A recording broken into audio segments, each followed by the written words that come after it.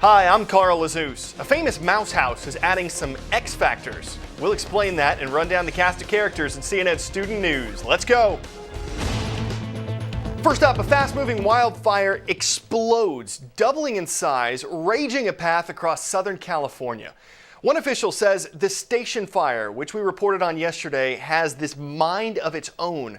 The blaze had grown to more than 85,000 acres by Monday morning. It was only about 5% contained. Authorities have ordered a mandatory evacuation for anyone in this fire's path. Some people who didn't evacuate were actually trapped. Rob Marciano looks at the threat that this fire poses and the toll it has already taken. 2 firefighters killed when their vehicle rolled down a mountainside, part of a treacherous battlefield in these hills north of LA, where the easiest approach is often from the sky. Helicopters and planes attacking what seems to be an endless wall of fire. I'm afraid. On the ground, more than 10,000 homes sitting in the fire's path. All we can do is hope for the best. Police blocking off neighborhoods and ordering thousands of people to evacuate, a warning the governor urged them to take seriously. This is a huge and is a very dangerous fire. Not everyone listened. Some, like this man, stayed behind, armed only with a garden hose. I'm trying my best.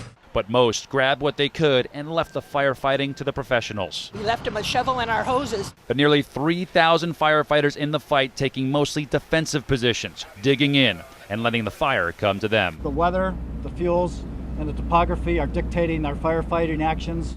Their biggest problem this time, not wind, but unrelenting heat and too much fuel. The area hasn't seen a major fire in 60 years and is loaded with dense brush. Up north, wind becoming a very serious threat. Eerie pictures from the town of Auburn near Sacramento, where a number of homes and buildings burned to the ground.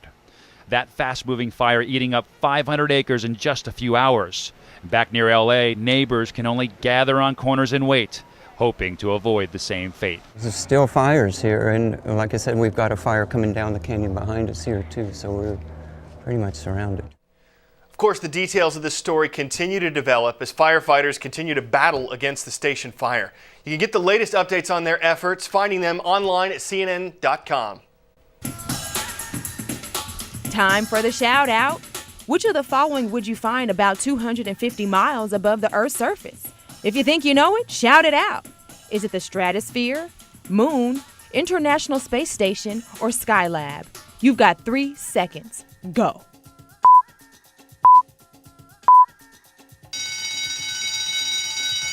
The ISS orbits about 250 miles above your head, traveling at over 17,000 miles per hour.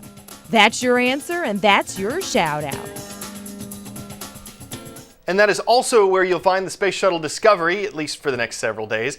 It met up with the International Space Station on Sunday. While it is there, astronauts plan to unload over 7 tons of cargo and take 3 spacewalks to install some equipment and replace some experiments.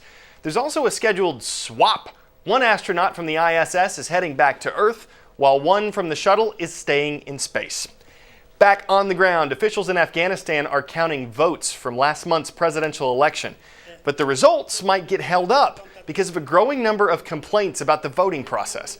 As of Sunday, nearly 2,500 complaints have been filed. Authorities say more than 560 of those are serious enough to affect the outcome of the race. In order for the results to be certified, the complaints have to be resolved. With around 48% of the votes counted, current President Hamid Karzai is in the lead. And back here in the U.S., Mickey Mouse is teaming up with Wolverine. Might not sound like a match made in heaven, but it's a match made in Disneyland. The Walt Disney Company has agreed to buy Marvel Entertainment, home to Spider-Man, Iron Man, the X-Men, more than 5,000 other characters. Disney says it's hoping the new additions will help the company appeal to you, specifically you guys out there.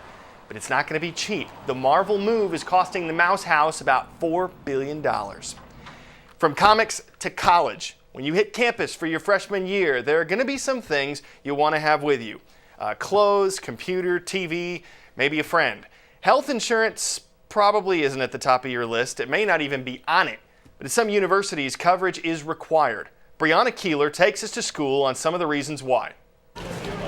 Freshman move-in day at the University of Maryland. Thousands of students jamming into teeny tiny dorm rooms. This scene repeats itself every August here, but something's different this year. Like a growing number of colleges, UMD is requiring students to have health insurance, starting with this freshman class. Do you think there's going to be a lot of germs? Absolutely. I brought a big container of hand sanitizer and I plan on using it. Dr. Gail Lee, the clinical director of the school's health center, says without coverage, students can suffer academically. It can affect their ability to stay in school. It can affect the fact that they might have to go to work to pay off their medical bills. Historically, Lee says 1 in 15 UMD students have been uninsured. But now, if freshmen don't prove they have health insurance, the university automatically puts them on its student plan. It covers a lot of the things that we think are important for students. For example, it covers immunizations. It would cover them if they are a study abroad student. For previously uninsured students, it's an added cost of about $100 per month, increasing in-state tuition and fees by 8%. Moving day.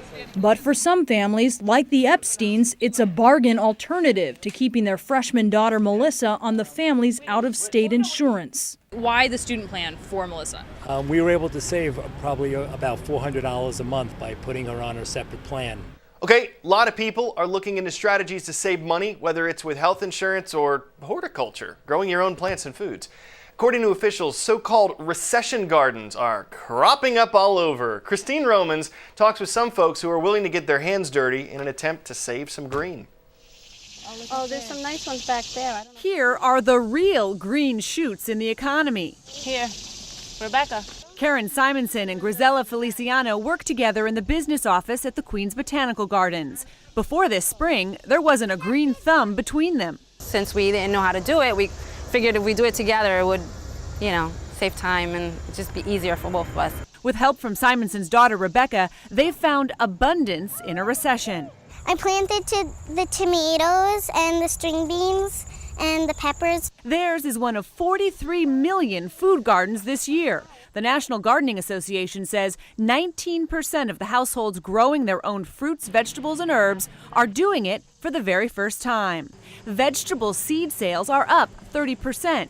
Ball, the popular maker of canning supplies, also saw sales jump 30%. And one of the oldest seed catalog companies, a 19th and early 20th century stalwart, is finding new and newly frugal 21st century gardeners. It's not that a vegetable is going to make you money, it's that you're not going to be spending that money in the produce section or the farmer's market or the supermarket. If you spend, say, $100 on vegetable seeds, you're going to save $2,500 on average in savings at the supermarket. That's money that you can spend on your child's college fund or, buy something or get the house down payment further advanced. Saving money, taking control, getting back to basics, and bringing green to your greens. You're controlling how you're growing it. And often homegrown produce, which you can pluck right off the vine, is really much tastier than the vegetables that have been harvested a couple of weeks ahead in the supermarket. New gardener Simonson says fresh and pesticide-free produce is what got her gardening in the first place. Having my daughter, I've become a little bit more conscious about, what she eats. And being that she's 8 years old right now,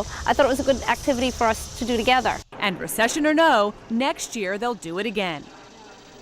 Finally today, from harvesting food to harvesting energy. This may look like a normal workout, that may look like a normal knee brace, but the technology connected to it is anything but normal. That is because with every step this man takes, he is generating energy. The brace stores it up and transfers it to the batteries. About 1 minute of walking makes enough power for 10 minutes of talking on a normal cell phone. A walking power generator sounds like a big step for technology. Well, we have to hit the road, but the cool thing is we broadcast on Wednesdays too, so we hope to see you then.